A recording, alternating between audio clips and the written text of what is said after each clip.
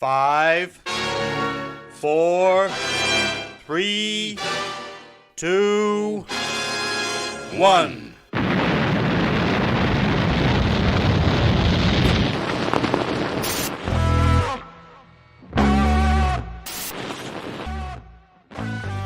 On the edge of the box is Madden. Madden trying to manufacture the shot, gets it away, it's there! Oh my word! What a goal from Paddy Madden! The Irishman strikes again! And is that the goal that's going to send Stockport County back into the Football League? Oh, to think less than 6 months ago, we were rocking up to these podcasts every week. Every week it was all, we're great still. Oh. Hello and welcome to the Scarf Beggar Award, relentlessly entering your ears and eyes on a weekly basis with all the county news, views and opinions you could possibly want to avoid. I'm Nick Lee, here to hold things together with all the charm and poise of Steve Evans coming out of Wetherspoons. You may have noticed, despite our efforts to cover it up really badly last week, there's still no Russ Johnson.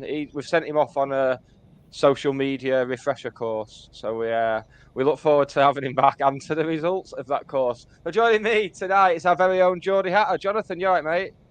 I'm absolutely delighted to be here as ever. It's great to be here, Nick. Yes, fantastic. Yes. Lovely. And I bet you've not spent your weekend arguing semantics on social media, so you're already one of life's winners.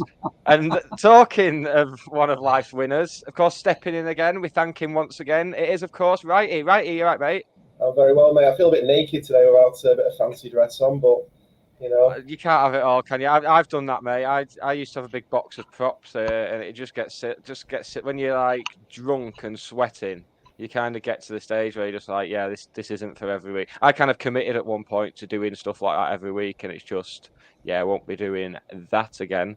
Yeah. Right, we have got a lot to be covering tonight, so we will do it right after this little transition-y thing.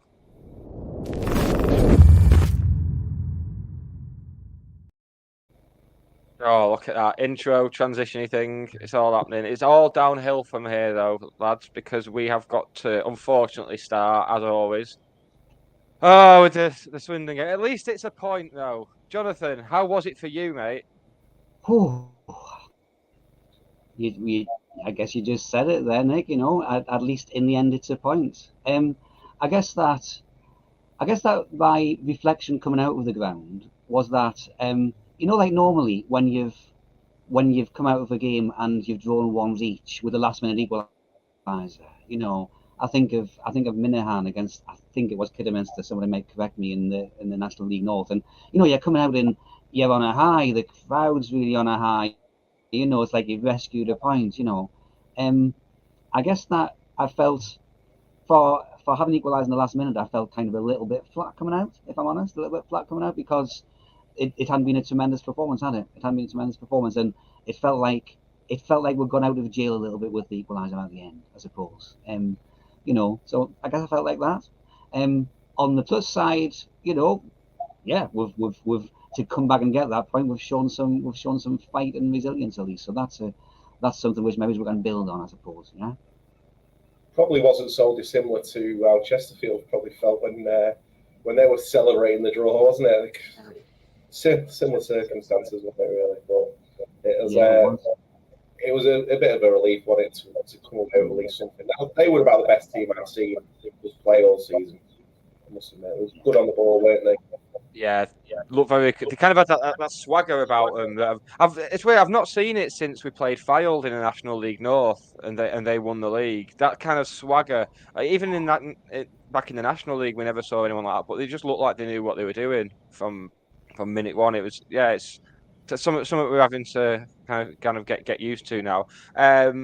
James Somerset has said, I feel like I'm almost the only one left who's still just happy to be back in the league. Well, funnily enough, me and Jonathan had exactly this conversation before we went on air. That I don't know about you, Righty, but I'm still in the mindset of we're playing Swindon and Wimbledon rather than Dog and Duck Athletic. Are you the same? Yeah, no, I am. I had a bit of a reflective moment after the game, and I came back and I was a little bit deflated because of how poorly we played, and we didn't even play that bad. all last year. I mean, honestly, God, some of the performances we put in would have wiped the floor with a lot of these teams in this league. I don't know what's happened. I honestly feel like we've gone back a little bit. But on reflection, I sat down and I went, you know what? We're actually playing in the football league, and with the excuse me, my cat's pestering me. We're back in the football league, and that is the bottom line of it, isn't it? And as much as we're playing bad, there is a lot worse team in that league than us. So we just need to chill a little bit, don't we? Chill out. The results will come eventually. On another plus point from Saturday's game is that our discipline isn't threatening to derail anything. That's good. We kept all 11 men on the pitch and everything. That was great. I mean, from looking at seeing it in real time, you couldn't quite make out what had happened, and you still couldn't from the replay because the camera was on the other side. But it's just getting sucked into these stupid things that we've. And I can see why Paddy's frustrated, to be fair, because he's having to drop deeper and deeper to kind of create a bit of service for himself. But at the same time, because he's not scoring, people are saying, well, he's not doing his job. But I think he's always been one of those who, even when things weren't going well under Rusk, you couldn't fault Madden's effort, and it's boiled over a bit, hasn't it? I'm slightly excited. I've got to admit, I'm slightly excited. Not the fact that Paddy's obviously suspended, because we don't want one of our best players suspended. But on reflection, I quite like the idea of Wooten up front with Crankshaw and Hippolyte either side. I quite like that because they've got pace, haven't they? They've got pace to burn. He's pretty decent holding the ball up. And just to see how we play in a different dimension, I think it could possibly work. But with listening to what some of the people have got to say, we do need that bit of express pace, don't we? Someone who can just put the ball through, lightning, bang, they're gone. It's that bit of pace, isn't it? And actually, thinking about Hippolyte in particular, it was actually during the Leicester game that I think he was playing more up front for a bit, and there was a ball played in front of him, and he just chased after it, and I thought, hell, he's quick. Yeah. And it's like, it was like it surprised me that I hadn't seen that much, because however we're playing him in the team, I guess he's getting the ball maybe more to his feet, whereas actually we've got pace that we can maybe use there. So there's maybe some pace that we can use in the squad, can't show Hippolyte, as opposed to bringing somebody in. I don't know, but going back to what you were saying about the discipline, Nick, I think that what you said about how maybe it comes, Madden said enough, maybe it comes from some amount of frustration that's built up during the game. He's chasing around, he's not getting the ball, etc. And I think that's probably been my reflection about the discipline, kind of thinking since Saturday that, the obvious thing is to say, well, we've got to stop giving the referees decisions to make. We've got to stop reacting to stuff. We've got to stop reacting to the kind of the shithousery from the opposition, the kind of gamesmanship. All of which Chandler said, and there's lots to be agreed with there. But I guess my reflection as well is that Madden being the example, when are these things going to boil over? They're going to boil over when players don't maybe feel in control of the situation within the game. Again, to use Chandler's phrase, are we not controlling the things we can control very well? Are we getting dragged out of position in the places we don't want to be? Frustration is, they're human beings, right? And frustration is going to lead to stuff. So I suppose what I'm thinking is that actually sort the other stuff out, right? Sort out the formation, to have that more regular, maybe the settled team, to have that more regular. Things start to click into place. Teams that are winning, teams that are kind of playing in an organised way that they're all happy with, don't get guys sent off because they've got the ball and they're more in control of stuff.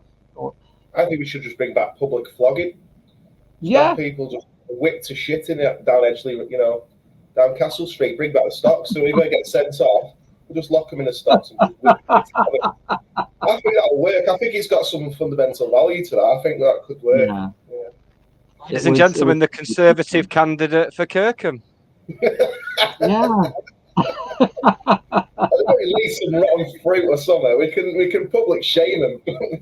You don't need to convince me. I was in. As soon as you said public flogging, I was in. Yeah, absolutely. Well, they need something to enliven Edgeley High Street during the week, don't they? Because it's that's a bit of passing trade on a kind of Monday afternoon. So Paddy Madden and a pound for 3 rotten tomatoes to throw them. On your way to the sewing machine shop. I'd be there. all in for that.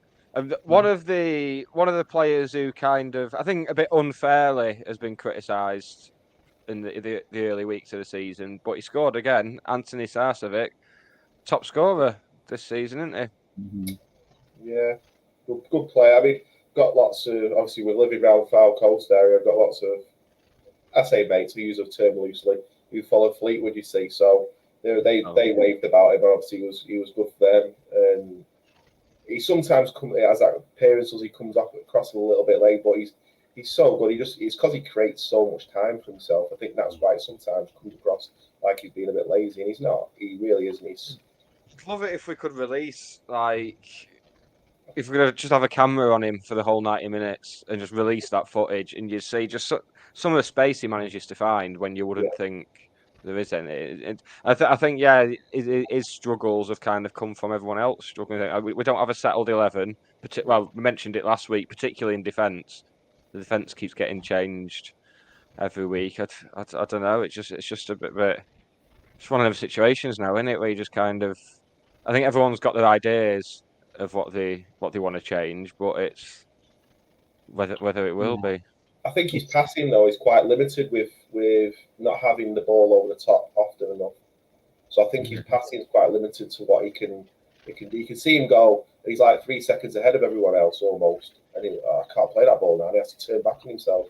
Saw that a couple of times during the Swindon game. It's like I don't know what the answer is. Change formation with Hippolyte and Crankshaw, or do we delve into the transfer market and get someone that can got a bit of blistering pace? I don't know what the answer is. Yeah, I noticed the same with Sarcevic as you there, Steve. That actually there was times earlier in the game where he frustrated me a little bit, because it was like he'd hold on to the ball for a while, but then okay, maybe he's not got anybody to pick out, But I thought I was really pleased for him when he scored, because he just looked so happy when he pelted that in the top corner, didn't he? It reminded me of John Rooney in his last game, when he was in one of his very last games where he was in front of the crowd again, and he leathered one of the top corner, didn't he? And kind of ran off in front of the teal end holding the badge. I mean, okay, he was off 10 minutes later, wasn't he? But I don't think Sarcevic is going anywhere. And I noticed Challinor in his interview after the game was talking about how Sarcevic should be getting 10 goals a season. But the other thing he said was, well, he scored one worldie and two scruffy ones. He said two scruffy ones, presumably including Saturday. I was in the cheat end. I thought there was nothing scruffy about it whatsoever. I thought that ball comes out of the sky. I mean, it's not quite who's a Newcastle player. It's not quite San Maximin against Wolves. You know what I mean? But that ball comes out of the sky onto his left foot. He leathers under the top corner, doesn't he? There's not a space to put it in otherwise. So I think if I was Sarcevic here in that interview, I may have been saying, "Hey, boss, I wasn't too scrappy about it. That was decent." It's almost like the red card was the actual catalyst to us playing a bit better. It was like the kick up the arse we needed, and it's almost we just sort of like went, right, we're up against it now. We'll start playing. Yeah. And you know what? We keep needing kicks up the arse, don't we? Like, okay, sending off, and I was just looking at the Challinor interview after the Port Vale game, and that's kind of was his main point, wasn't it? That we need to start playing the way we started playing after we went 1-0 behind. Get the shackles off at the start of the game, and you could sense some frustration from Challinor there. That it's like, well, this is what I'm telling you to do. I'm telling you haven't got any shackles. So what's with the shackles, lads? What's with the shackles? What did you think? I've just seen Phil's comment there on this chat. He says about Akil Wright. What did you make of his performance? I thought he was quite assured, wasn't he? He was he was quick as well, quick, strong, and assured. Yeah. I was quite impressed, really. For a player who's jumped 2 levels as well. Exactly, yeah. And he's been out injured. Very impressive debut last night. Yeah, I suppose that's the best time to jump onto last night, actually, because after you've not picked up maximum points at the weekend, you kind of want that midweek game to try and shake off the cobwebs. Obviously, we knew it'd be a change side anyway. Obviously, we saw Hinchliffe come back in goal. So, like you said before, another one we've not started until we're about an hour in. It's like the hour mark comes about, and I think, right, we'll start playing now.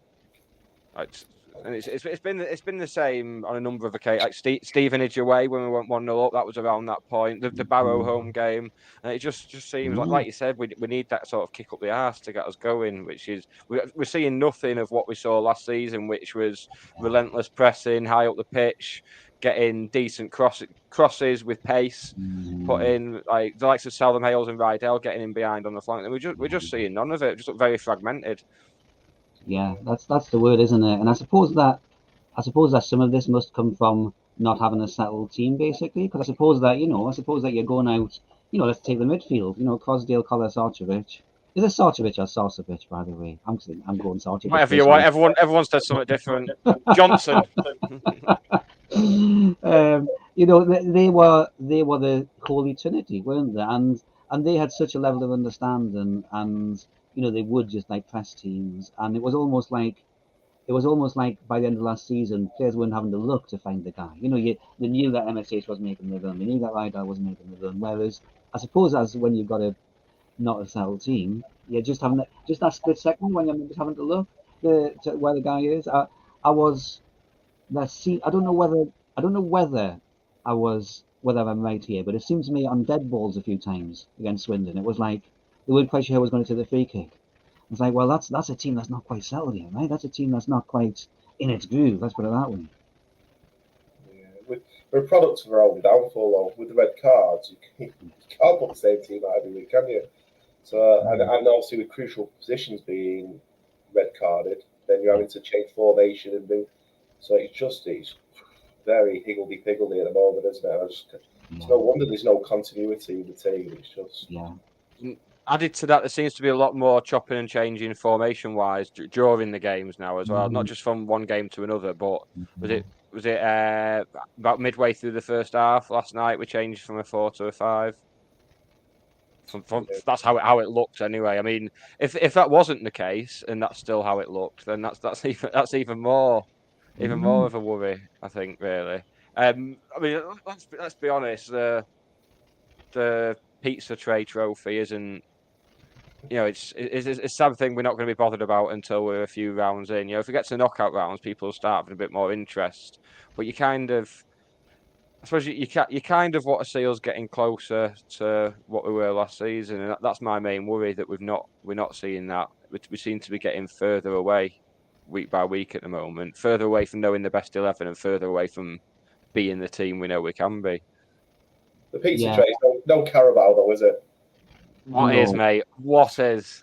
What's Carabao? Have you not got a Papa John's pizza with you this week? Have the Papa John's people not come good? Because I wouldn't have it in the house, mate. Did all right by the Stockport County award, didn't they?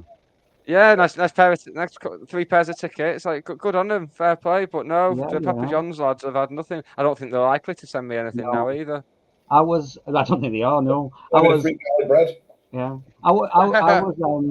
I started taking the Papa John's trophy slightly more seriously when I realised there was actually a national chain of pizza houses. Because I just knew there was one beside Sainsbury's in Hazel Grove, and I was thinking, is this sponsored by this firm in like Great Moor? They've done well for themselves. They must have some marketing budget. But then I don't know that I've saw it somewhere else. And I thought, oh, wait, that does make more sense. But it did make me think about how Papa John's, Carabao, this is me being old. I think I remember when competitions were named after firms that sounded kind of sober and established. You know what I mean? The Barclays League. Yes. That's the Rumbelows Cup. You know what I mean? Yeah. Even Coca-Cola, the Coca-Cola Cup, the Milk Cup, that's just an actual product. But just established brands. I think there should be some kind of fit and proper test for just the actual names of the corporations, because it is very hard to take a serious one. It's called the Papa John Cup. I can remember when it's called the Sherpa Van Trophy. There's a name you can conjure with. That's a proper, solid, British-made piece of automotive engineering, right? It almost makes you long for the heady days of the build-based FA Trophy, doesn't it? Oh, build-based. Yeah, exactly. Any sponsor that has an advert that pops up on that, is it Manchester Rock Radio, that XS or whatever it is. Have you heard the adverts on there? They have it's all adverts for like if you get knocked off your motorbike Oh yeah. and stuff like that. And there's one that's called Race Leathers. They sell the leather on your motorbike and stuff like that. But yeah. And Yeah. if anyone in the comments knows what Race Leathers is, then I guarantee that the theme tune will be going through their heads right about now. Race Leathers, Dakota.UK. See, I'm advertising for them now. Take Yeah, that, yeah. Papa John's. Yeah. We'll get some of them sent in. Yeah. Well, So Papa John's needs to open up a spot for Europe for us. I think Europa League. What do you reckon? Conference League. I think Conference League. That's not going to overall. We'll win the Conference League, then win the Europa the following. Yeah, exactly. Just gets us an early foot in the door, doesn't it, for these European competitions? Yeah. Wembley wasn't quite enough to motivate them, was it? So we need to step it up a little bit. Yeah. So fair result in the end last night. Then are we saying? Yeah, we had our chances, didn't we? We had I don't think Port Vale could have complained if we got a draw. No. No, I mean Madden hits the bar, doesn't he? Just before they score. I mean, that's looking like, and what a strike! You couldn't have done much more with it. I guess the chances looked even, at either end. It didn't look like there was lots of them. So yeah, probably one of those games that this is the phrase, isn't it? It's fine margins, and again, that's something that I picked up. Challoner said, I think it was after the Port Vale game, where was it Sam Byrne interviewing him and said, or was it Liam? I can't remember, and said, look, they are fine margins, aren't they? That we're losing by. And I liked how Challoner said, well, yeah, but we can't have that as being an excuse. We've stepped up a league. We've stepped up a league into a place where it's going to be fine margins. So we've got to make sure we come out the right side of them, right? Because we're not going to be steamrolling teams. We're going to need to be taking our chances and winning games 2-1, not losing games 2-1, that kind of thing, right? That's where you kind of come back to the pre-season, isn't it? You look at the pre-season, and we pretty much had the ball for like 70% of them pre-season games, and now we're. It's something I mentioned to Russ before the season started and there'll be a record of that, so it's good. Another time when I was right, brilliant. I'll add that to my list. Make a compilation of them, Nick, at the end of the season. Yeah. Because I think Russ's reasoning was that we're expecting to be playing in that manner, having a lot of the ball, but it's just not transpired like that, and we do look terrified when teams are coming at us at the moment. And I don't know if some of it is down to that. We've just not had to play against anyone in pre-season that's like that. It was the same last couple of seasons in the National League as well. Most teams are just going to let us have the ball. It's kind of changed now, and we've been left wanting for me. My dad made a bit of an interesting point. I don't know if I mentioned it on the last pod, but we're just getting caught when we're in the opposition half. So if we've got a free kick, corner, or we're attacking, it's their breakaway that is causing us quite a lot of trouble, and usually catching us on the break. But going back to the fine margins point, you're right. You've got 3 sendings off in 6 games, albeit we played one of them 70-odd minutes. We still managed to equalise and just let a last-minute goal, and you only just scraped it against Doncaster. You look at the Stevenage one, 88 minutes we're winning, 96 minutes we're losing. Yeah. There's two games I can just think of off the top of my head that I went to, and I've been to more, but I just don't. The only one I didn't go to was Mansfield, so I watched on TV, but you can't really get a grasp of it. But that lad up front looked like he caused us a lot of trouble again because he had quite a bit of pace, caught us on the break, and that was it. Yeah, the bigger. One of the things that surprised me has been, because I was like a lot of fans, that it almost just became like the accepted wisdom, didn't it? That you go from the National League, and actually League Two is going to be about the same in terms of the strength, and teams who go up just keep going up, and so that's what we're going to do. We're going to keep going up, and I've certainly got to admit that I've been surprised by how it absolutely is a step up. It's the intensity, the speed, we were saying about Swindon, weren't we? How quick they are at just thinking and moving the ball, all of that. And I suppose that maybe the reality is more that. The similarity is between where we are now and the actual top teams in the National League, right? It feels to me like, you know how we struggle against Wrexham. You know, every time we're playing Wrexham, it's like we're playing Wrexham every week. You know, like, oh God, these guys are actually good. You know, there's no Kings Lynn Town here, is there? There's no Altrincham, and there's none of the kind of the fodder, for want of a better word, where you're going to be able to you know, walk over them, which is Challinger's game plan. He wants us walking over teams. Well, yeah, okay. So, do we need a different plan sometimes, or do we just need to get better at walking over these guys and imposing ourselves on them? I suppose I don't know that. Yeah, If only one of us did know. If only one of us did know, it might everything might be all right. I mean, I'm convinced everything will be all right anyway. But Yeah. I'd rather it was all righter. Oh Yeah. all righter. Yeah. One last thing that struck me watching the Port Vale game last night, watching the stream. I watched it from Democratic Republic of Congo last All night. right. In case Okay. any listeners You've were been there wondering once where. already, haven't you, this season? Yeah, second You need time to season. start valuing it. I just love the people, Jonathan. I just love the people. The warm, friendly people. They've got a smile on their face. They're so welcoming. Yeah. Yeah, I mean, they didn't have a smile on their face after I'd made them watch 90 minutes of that. That's for sure. The thing But is, I got was social economic problems already in Expedited. Congo. yeah. But yeah, it did strike me watching the stream. So obviously, with the lack of interest in this tournament, it was very much like a lockdown game. Yeah, it was. I was to say this, it's like because you could see the county fans to the left, couldn't you? And there was, you know, I was quite impressed with how he did. And I was thinking, wow, what amused me the most about it was I was looking around and there was stewards watching the empty seats, and I was like, right. what actually are they doing there? What are the stewards sat down just watching empty seats for? I'd just be well turning around watching the game, me like. But, yeah. That must say something for the quality of the entertainment, wasn't it? Really, it was. I mean, watching the stream was like, well, is there anybody actually in the ground? Because you were just looking at that bank of yellow seats, weren't you?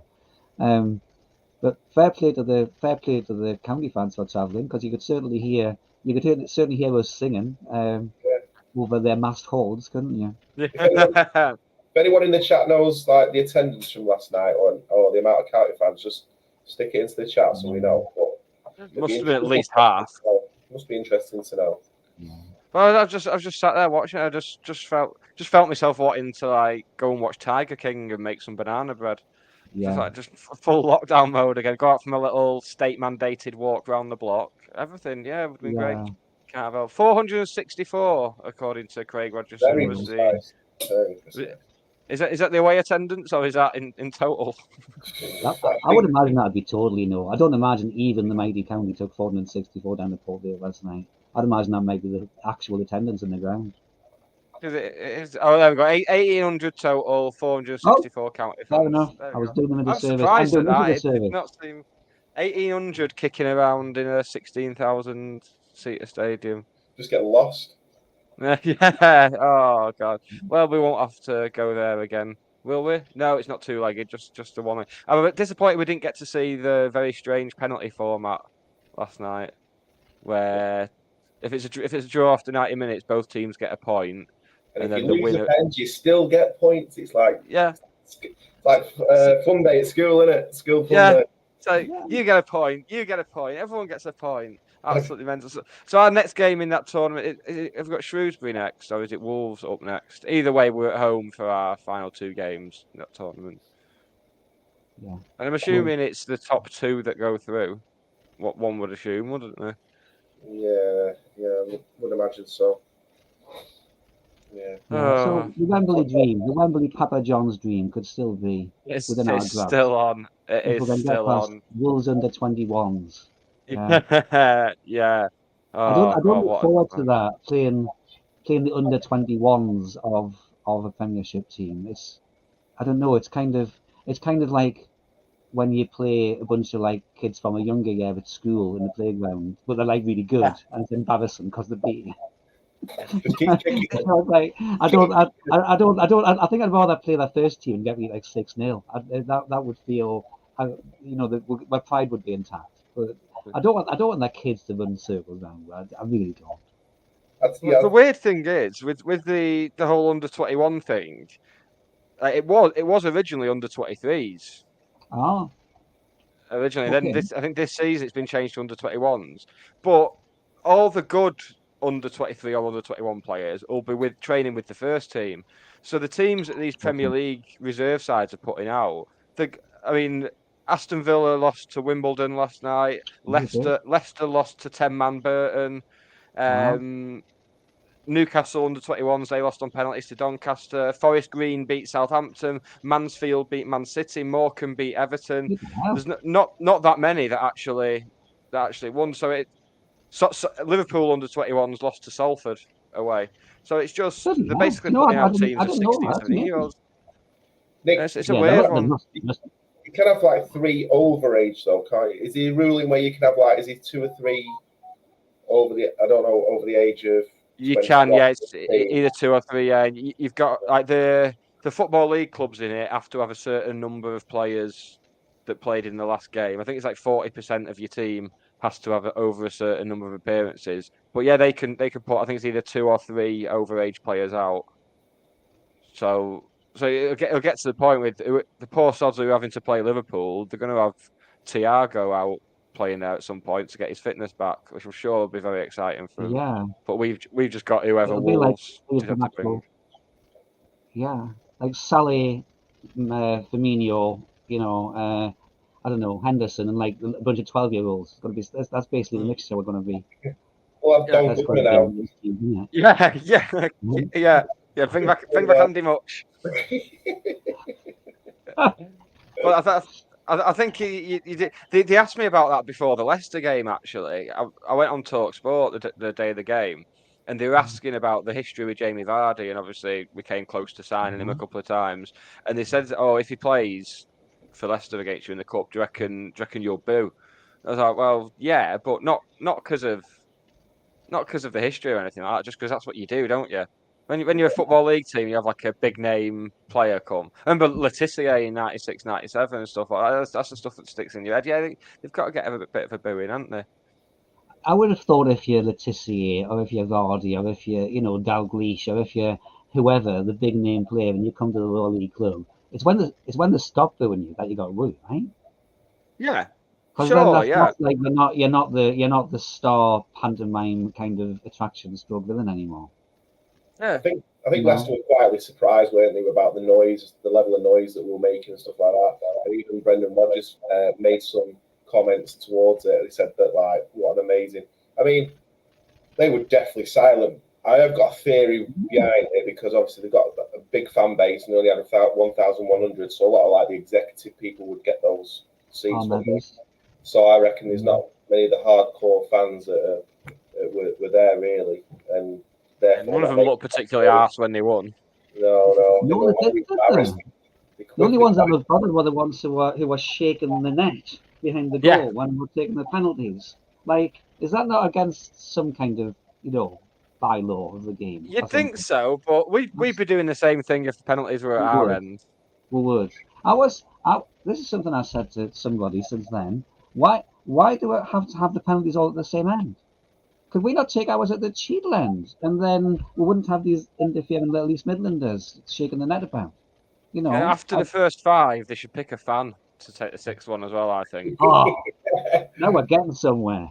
Yeah. Once the first 5 are done, that's it. You don't move on to the players who didn't win. You don't move on to the goalkeepers. You get the fans out. And do you here's the thing? Do you pick a fan, or actually is it like the half-time raffle? Does a seat number get called out, and you're hoping it's like somebody who looks like they could kick a ball, but it might not be, or it might be it'd be impossible to rig it. Well, there would have to be balances and controls, That's what no one sits in the right seat, do they? So, you'd end up like some little old lady going up on my ticket. You'd have to limit it to the main stand, clearly. I remember in a fanzine years ago reading about how a good way of, instead of alternatives to penalties to decide matches, and one of them was that there should be a standing jump competition in the middle of the centre circle between the oldest supporter of each team.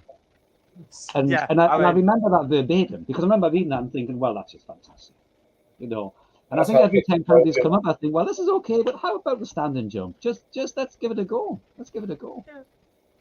We used to do stuff at half time I think it's like we're talking like 90s to the early 2000s, but we used to get a fan on the pitch at half time, and they'd put an advertising board in front of the goal, so it'd be covering up the bottom half of the goal, and you'd have one from the penalty spot, one from about 20 yards out, and then one from halfway, and you've got to get it into the goal, avoiding the thing. But obviously, this is at half time, so when it's a winter game and the pitch is all churned up, and someone's like sauntered out, pissed out of hospitality in the brand new shoes, you're like, yes, yeah. And that if you want to get a pint at half time, do that, because I'll be staying in the stand to watch that. Well, I've got a couple of theories how we could decide a game if it is 0-0, and obviously Ian's alluded to it. Remember that advert where it was multi-time, multi-ball, and like about 50 on the field? Oh, multi-ball. I don't remember what the advert was, but maybe someone can remind me in the chat. But there's that, or alternatively, and I'm putting myself forward for this, like just have about 10 pints, and then you get on get the top of a brush. You run around it about 16 times, then run to where the ball is. First one to the ball. Yeah, it's horrendous, but I'm game. We're giving the fans pints and getting them on the pitch to. It might be your only chance to get one, Jonathan. It might be my only chance. Or maybe because they say like I've heard it said like start taking players off, 10 aside, 9 aside. Actually, stop giving the players shots. Just get the players gradually like wasted, and eventually just the ball's going to end up in the net, isn't it? Somebody's going to fall on their arse. It's going to just end in the net. Get the goalkeepers pissed. Just give the goalkeeper the bottle of vodka each. Tie the goalkeepers out the back. We're doing penalties because of what we've always done. There are outside of the box ways of deciding these matters, right? I think you've just hit upon the answer for what happened when Tim Flowers joined us. I think that's exactly what they did with him. I'm convinced, absolutely convinced. Loads of clubs used to they'd spin you around and like make you hit a penalty. So yeah, they should have when it gets to like extra time in a cup competition. They should have a big bucket. The things they have in America, the water boy thing, the big water barrel that they give them all, that they have for them all. They should have one of them just filled with pills, just like mystery pills, and you have to like dip it. You have to like dip in and have one. So it could be like an anodine or a hay fever tablet. Lucky. Yeah. Oh my word, that's incredible. Madden's 2 on goal, but he's got the laxative. Oh no. Yeah, he thinks he's Napoleon. Yeah, it'd be like Alice in Wonderland, wouldn't it? That's what we need. The Lewis Carroll Trophy. Let's get it on. They should just play White Rabbit. Yeah, Craig should be 20 men, but he's actually only in theory beat one because he's had LSD. Yeah. Oh, I'm sorry. I think we've just all this stuff that FIFA try and do to improve the game, and we've just three blokes have stumbled upon it. You leave this kind of stuff to your Michel Platini's, your Arsene Wenger's, you get nothing. They're too close to the action. You can tell Russ isn't here. He's going to be back in a minute, isn't he? Moving on. He wouldn't be entertaining this sort of frivolity. I will say something about football to for the Russ fans. No, I think that I've got another TV I'm older as well for wanting the stand and jump between the oldest fans, because I said this on Yellow Board actually that I think back to my history with penalty competitions. Growing up watching Newcastle, and the first penalty competition I saw, I was 10. It was the League Cup, because it was just called the League Cup then. Newcastle were playing Swindon, went extra time, 1978. And, Newcastle lose on penalties, and it made me cry. Because it's so awful and dramatic. You lose on penalties. And I must have been with Newcastle, and then with England, and then now with County, I must have been heavily invested in 25 penalty competitions by now. And I think maybe there's one has ended up the right way around for me. So I actually think I have started to seriously think, going back to psychotic episodes, that somehow my absolute nervousness, my off the scale anxiety is transmitting itself to the players, even through the airwaves, even internationally, and to the extent that they can't kick the ball, and or they stumble over it, even if they're like Gary Lineker, and there's moments when I seriously believe what I've just said. That's how That's how bad it is. So standing jumps, it's got to happen. Just for my personal sanity, and it's got to happen. Could do the thing where you know when there's like a shopping centre and they have like loads of trouble with antisocial behaviour on a Friday night, so Yeah. they put like speakers up with that sound that can only be heard if you're like under a certain age. All right. Okay. They should just play that over the PA as like some 18-year-old debutant is coming on for their first ever game to take the penalty in the shootout, and we just emit this noise so he just shrieks and falls on the floor. That'd be good. Yeah, the That dogs was yeah. seagulls around our way, they're a nightmare. Yeah. Constantly Yeah. burning my ear holes. Yeah, I did that as well. It's there's all kinds of ways we can distract the footballers in a way that could amuse us, and we really need to. If you want more than 1,800 people turning up to Vale Stadium on a Tuesday night, well, there's ways and means here. There's ways and means. And football teams should invite fans to the end of the training session while they practice penalties, and you can just do what you want. Just do All what right. you want to put them off. Yeah, I think they should do that. Yeah, heckle them, just stand there shaking the net, asses out, the absolute Yeah. lot. Like just.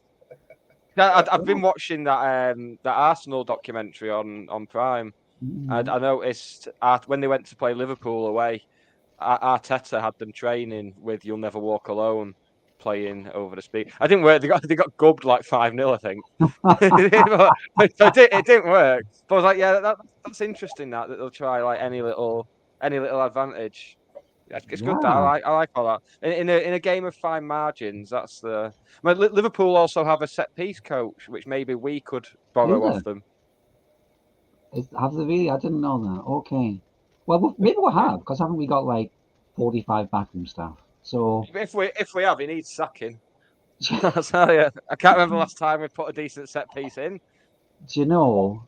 It's and it's not like we haven't got guys who can strike a dead ball, right? Or at least I don't know that you would think could. Guys who've got technique. Sarcevic again, right? I think it has been said that where are the corner kicks there coming in, and I don't know who else would you pick out? You pick up Rydell. He can strike a ball, can't he? A dead ball. Yeah. It's like as if we think that there's a rule that you're not allowed to score from set pieces. It's ungentlemanly. Yeah. We scored so many last season that we just thought, right, we'll give everyone a chance now. Yeah, we are allowed to score goals from set pieces. Let's get it out there. Yeah, let's start scoring from set pieces and not render Ash Palmer ineffectual, please. Yeah. He's been playing well. He's been playing really well. Hasn't he? I'm really got some. For me, he's one another of the player. First name. Another player who stepped up is Kitchen as well. Has stepped it up as well. For most of last season, like kind of January, February onwards, we thought he was the forgotten man. Assumed he'd be shipped out, and then the Barrow game comes round. There he is. Yeah. There he is in the back three, and he's tricky start. Although everyone had a tricky start against Barrow, let's be fair. But yeah, he seems like he might be the answer now. Well, I know that's where a lot of people would want another body, like left-sided centre-back, but... Well, maybe, but you know what? I feel really happy for Kitching, and the reason I feel really happy for Kitching is because his selection for the Barrow game and one or two games afterwards, I have to say, it brought out, at least on social media, the worst elements and the worst of some of the county fans, didn't it? It's when you see I've seen the team pick with Kitchen in, and there's people on Twitter saying, Kitchen, has Challoner got, has he got pictures of Challoner? What's this, lads? You're talking about professional football. You're talking about a human being. You're talking about the dynamics within a team. You're picking one player out. And it's like that's just not on for me. That. Yeah, it does feel like we as a fan base. I don't think it's exclusive to us, but yeah, we've kind of got to have one player that gets singled out. It's very strange. Like we saw it last season with Hogan being booed. It's like regardless of your thoughts on him, he's club captain for a reason. Like two separate managers appointed him club captain, well, three, because Challoner kept him as captain as well. So he's had injuries as well, and you don't know how. No one's with this person 24 hours of the day. No one knows what the recovery period or what the extent of he's had to go through. I mean, look at that Chimanga from bloody Chesterfield. There's loads of people who've had like serious injuries. You don't really know how they're going to come back from it, do you? No, we don't. Even you could be up to full fitness, but it could be a confidence thing. I mean, I've had a fair share with playing sport, and you get back and you're a little bit sheepish because you think to yourself, I don't want that to happen again. But when you steadily build up your confidence back into your game, then you're back to normal again. That could take 1 month. It could take 6 months. You don't know. So it could take a little while. And he's over that now, and he's back to his normal best. So we can hopefully that's it. Now start of the season. So. And you know what? He's over it, and he's got over it as well. Not playing in his, because the criticism, which I think is maybe fair, is that he's being selected in a position which isn't his natural. It was not what we think of his natural position, right, as a centre back. But I mean, against Leicester he played centre back, didn't he, for most of the game? I think left centre back, and he's, for me, okay, shaky start to the season, but there have been some that you pick out in terms of some real bright spots, right? In terms of players, Kitching, I think you're right, Steve. I think Palmer. My kind of working assumption going into the season, I don't know whether it was a common one, was that Palmer's going to be a squad player. He's going to play sometimes, but he's not going to play regularly. I wonder whether Palmer thought that himself. I mean, you'd be forgiven for thinking that if we're saying 3 or 4 centre backs, right? But I'm looking at that team now and thinking, well, Stockport County's defence is not the same without Palmer in the middle of it, right? And the other two alongside him, looked more like we knew what we're about a bit more because they had Palmer in the middle, right? A bit more assured on it, a bit more assured. Yeah, it was good. And you need that. You need the people that have been there for a fair bit of time to show the others the ropes. Because I'm sure, I don't go in the background of every club, but I'm sure every club's different when you tip up. So it's getting used to being different club, different players, culturally different formations. You just need that little bit of stability. I don't know how bloody Nottingham Forest are going on 19 and still going strong, aren't they? I think they put half the league. They're currently a goal down at Man City, so good start for them. Oh right, okay. Yeah. I think you touch on something that I've been thinking as well, Steve. That maybe it is underestimated in a factor of basically how teams are successful otherwise. That there's so. I would imagine that it was pretty scientifically kind of, possible to make a case that, we need to get rid of this player because, look at the kind of, I don't know, the kind of statistics around the performance, how many crosses they get in the box. I don't know what might be looked at. And look at this player who's a little bit quicker, got a little bit more, right? And actually, let's make that. Let's basically get that one out. Let's bring this one in, right? And I'm going with this, right? So you basically get rid of three, four players. Maybe you're getting rid of 1 or 2 who we could think of straight away, who are like, they will be, aside from their technical ability as footballers, there will be presences in the dressing room, right? And we think about wherever we work. Well, if you suddenly 2 or 3 of the experienced people, even 2 or 3 new people come in, they may be technically good at the job, but does the team function amazingly well from the get-go?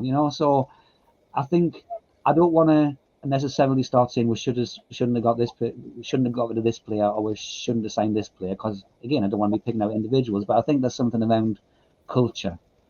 I think there's something around that it's maybe underplayed, the importance of that.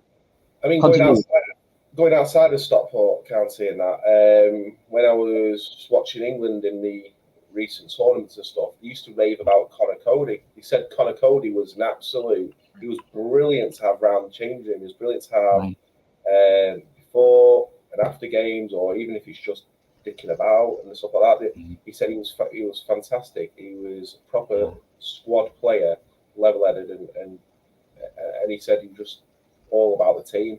I quite like that because he's don't get me wrong, bloody hell. If someone said, "Oh, signing for Carrick tomorrow," I'd snap their hands off. He's a class player.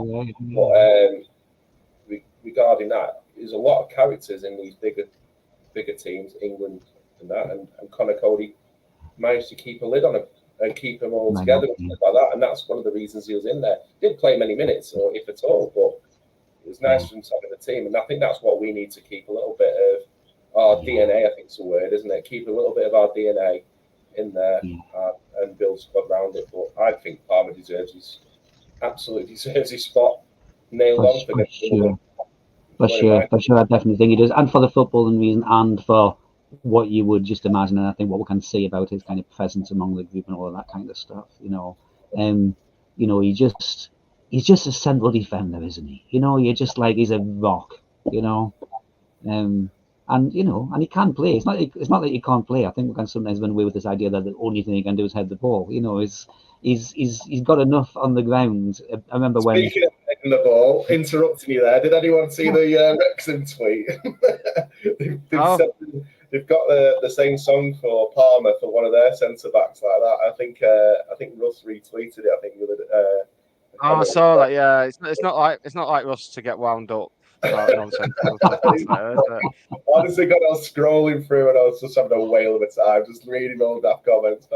I must have wrote out about 5 comments and then retracted them and wrote them out again. And then in the end, I just got bored. I thought, there's too many to go at here. I can't answer them all. I'll just quit. I'm fairly certain we took that song from someone else, didn't we? Yeah. I think they're all. Yeah.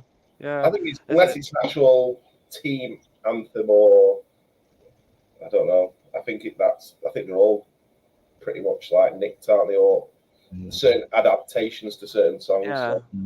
I guess right now Russ is just sat there like, oh, this modern music. Oh, it's all been done. Music has all the music's been done. The same. Yeah, it all sounds the same for these kids and the TikToks. Oh, good stuff indeed. Right, before we call it a day, I thought we'd have a bit of a chat about the transfer window. I don't think there's anything to be said. I was going to ask what we wanted to see from the Wimbledon game, but I think we've covered it all. We want pressing, DNA, and identity. Get that all back, and we'll be laughing. There's your podcast title. Done. Mic dropped. Bang. Done. Yeah. The transfer window. Please do. Sorry to just really quickly interrupt you. I did some research, Nick. So I thought, 5 minutes of research at tea time. What I did, I went on the Wimbledon forum. So, like their equivalent of the yellow board, the fans. Yeah. And I won't read everything out, but what I particularly noticed, because they're a bit higher up than us in the league, aren't they? They're mid-table. Do you know what? They're not happy, the fans. They're not happy. They've got a new manager. They got relegated last season. They've got a new manager in called Jamie Jackson, who he's only managed Charlton's reserves before, so he's new to managing first team level. And the general opinion among the fans is that he's another Rusk. He's another Rusk. He wants to play 3-5-2. He is wedded to his system. I'll just read one out, which I liked. One of their fans typically says, Jackson is one of those managers who has a preferred system and shoves players into it, even if it fits some of them like a cheap suit. And that's a kind of typical opinion from them. So they're not happy, and it sounds a little bit. It's what reading that forum. I was thinking you could be reading about us. Have we got a settled team? Are we playing the right players? Are we moving on here? So it might be a good time to play them. To go by the mood of their supporters at least. I do hope so. Because they've just moved back to Plough Lane, haven't they, as well? Yeah. Although the consensus is that it's nowhere near as good as it used to be. It seems to be another one of those kind of soulless stadiums. Yeah.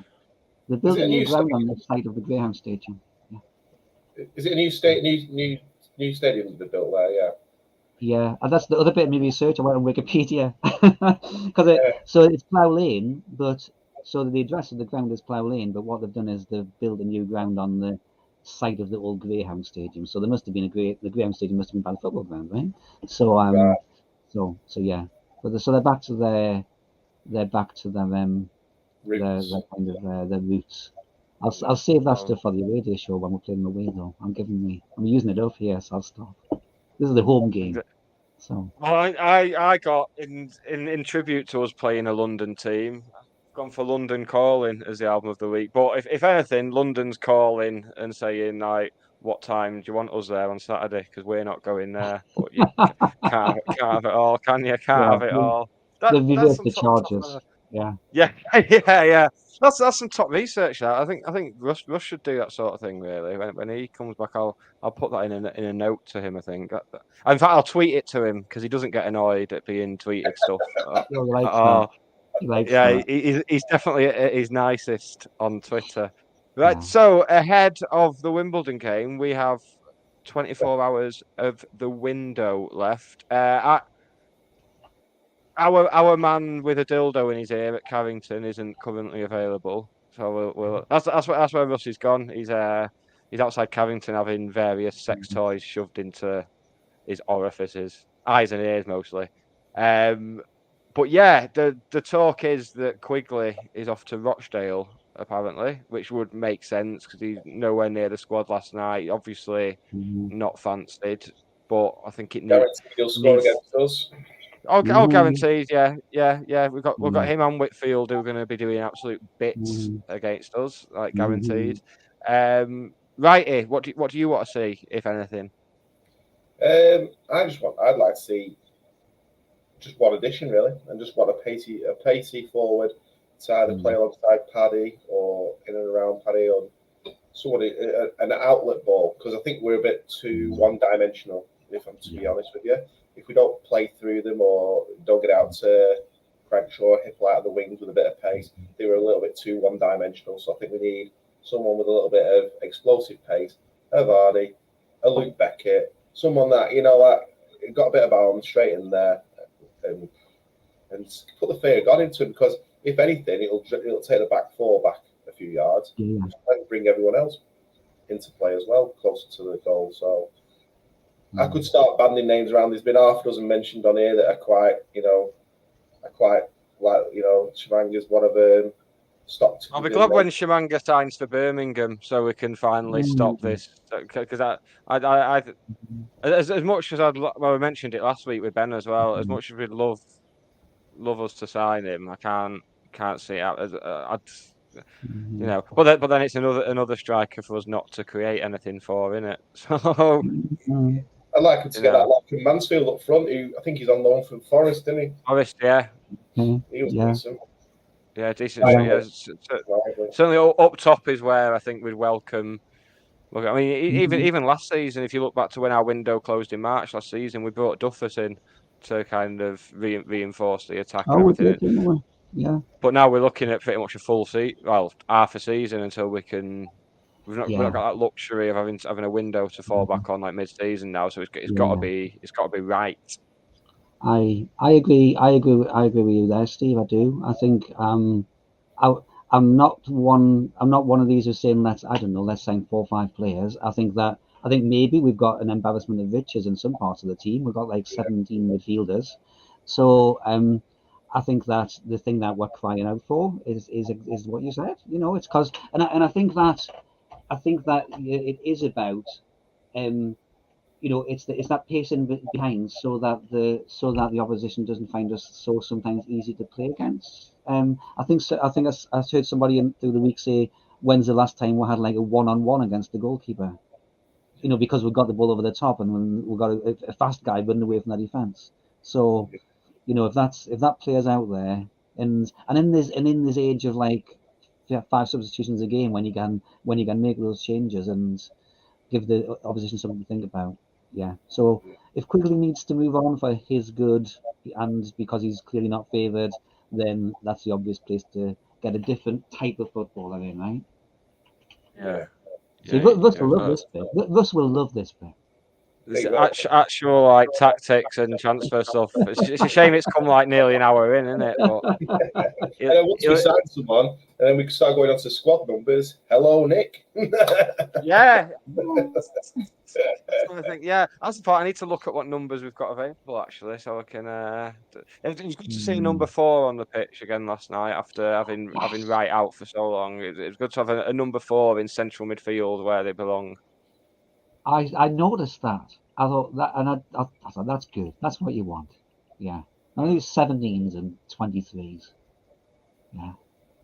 Yeah, that's your right half, that, isn't it? Number 4. I'm currently having a terrible time of it playing Football Manager because I've just realised I've got to a stage where I've got loads of like academy players coming through to the first team, but they've all got like ridiculously high numbers, and it's just really, really upsetting me. Nearly as much as seeing Trent Alexander-Arnold. Trent Alexander-Arnold is still number 66, and they've given Joe Gomez the number 2. Joe Gomez, the centre back who never plays, has got number 2 now, and it's just. If you want to just know what's wrong with modern life, there it is right there. Only one person in all sport that should have the number 66, and that's Joe Root, because of Route 66. That is it. That's the only person, because it's a clever little play on it. That's the only person. I'm not even a cricket fan, and I know that. So that's how big it is. Right on that, then, Nick. You've managed to name the only cricket player that me and Nick have probably heard of modern times. That's good.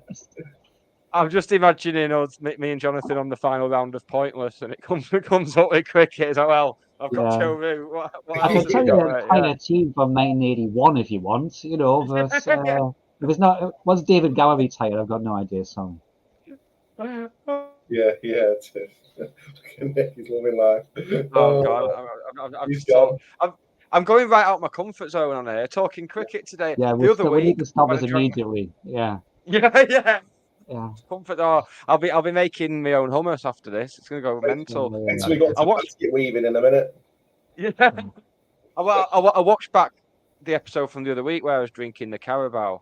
Oh, yeah. And it reminded me of when it's like election time and you see like Tory MPs going to Subway. It was just I was just so out of place. I was like, yeah, I should not be drinking this. I look like a right idiot. A pint of Stockport beer, you know. Yeah. Carabao chaser. I'm trying to think what we've got for admin now. Well, what I'll do, I'll press the little transition thing again, and then I will get to the admin. I just like using the transition thing, so I'm going to use it again. Here is the transition thing.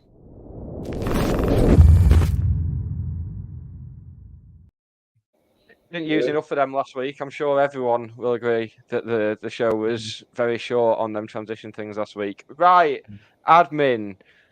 The admin that I forgot last week, and it had a detrimental effect on our number of listeners. Not on here. Our number of listeners is fine. Well, it's gone down a bit with Russ being off, because why wouldn't it? The greatest Manchester football podcast, something that me and Russ co-founded, is live tomorrow night from 8 p.m. Follow our YouTube channel. It's GM Footpod. I think we're going to be talking Oldham, Salford, and a bit of county tomorrow night, which should be. In fact, I've told him I can do tomorrow night, but I don't know if I am. So it might not be me. It might be someone infinitely more qualified to talk football. See, Russ always has a big list of admin stuff. I'm trying to think, what do we normally do in the admin? I don't know. I can't remember. We should just start making our own admin up, just some random stuff, just fire it out there, get people excited over stuff. If fresh farm eggs for sale. And any ideas for replacements for the penalty shootouts, you know, send them in on a postcard. Yeah, in fact, do that. Yeah, if you have any ideas between now and the next show on how we can revolutionise football and get rid of penalties, then get in touch. If anything, if only because it'll be fun for Russ to have to field all those emails. Because he won't have watched long enough that he'd have got to that part, so he'll just be like, "What's going on here? They've finally had a breakdown." That's the most elaborate and hilarious, but which actually could happen. You know, that actually could take place. So the funniest thing, which actually you think, well, that actually could work. I think it should be a prize. We'll get a prize on the go for the best one, and we'll set a petition up and take it to FIFA and all that caper. Other admin. I'm on the wireless on Sunday after. Well, I'll be doing it tomorrow night, but it'll be on the wireless on Sunday afternoon on Real Rock Radio, playing lots of good indie stuff, including the brand new record from Arctic Monkeys. So just tune in. Well, you don't have to tune in just for that, because you can probably listen to it other places. You don't have to tune in to me. It's not like the old days where it's like they're playing that song I like on the radio. It's just you can just listen with it. I don't know why I do it really.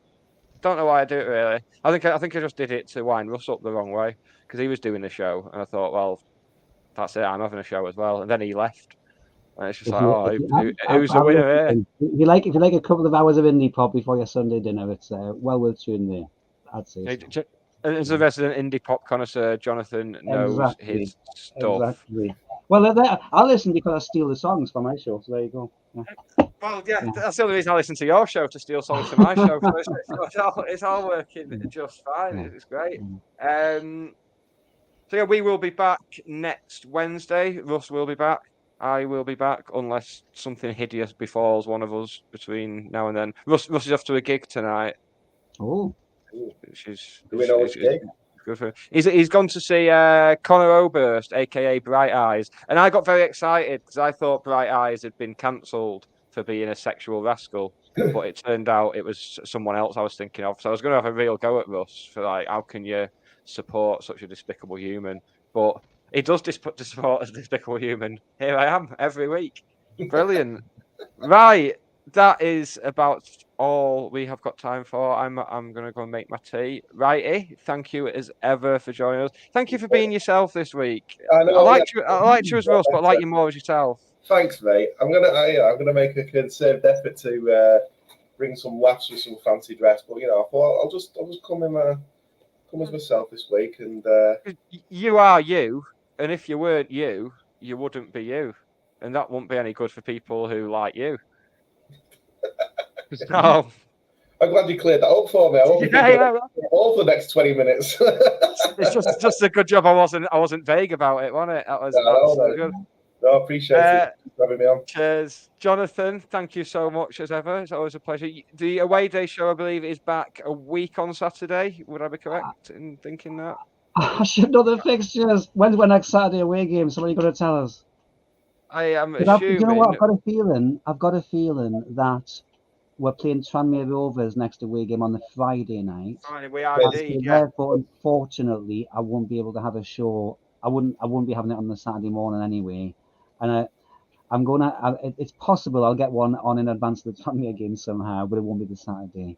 But I'll definitely be back for the next Saturday away game. I'm sorry to be vague. I should be much better with this forward planning. But the away day show will be back at the soonest possible opportunity. Excellent. I'm just very alarmed by how far down the table I had to scroll to find us and to look at our fixtures. I think we're going to have to scrap this whole podcast so I can actually worry. We're going to have to start recording from the beginning, and I'm going to have a good old panic.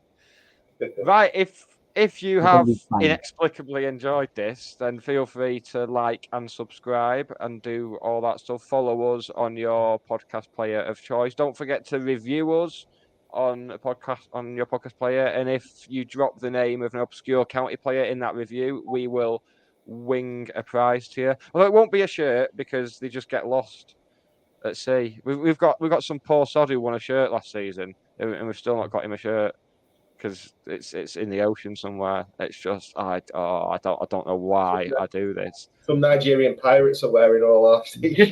yeah. Rig like it, just like shirt. These are nice. These Stockport shirts. Yeah, nice. I was gonna do an impression then, but it's best to stay clear for it. See, Russ isn't here. Russ isn't here to pull me away, and I still pulled myself away. Thank you everybody for watching. If you're listening to this as of Friday evening at 7 p.m, that is also appreciated. In fact, I probably appreciate you more for listening to the audio, really, because who wants to see that? We will catch you next week. Don't forget to follow all our stuff for loads more stuff and like and subscribe. And we will see you. I'm just filling while I find the button to press again. This happened last week and it was just the worst. I have no idea. I have no idea what I'm saying. Right. Cheers for tuning in, folks. Cheers for joining me, gents. I will see you soon. Say goodbye to the nice people. Bye, nice people. See you soon.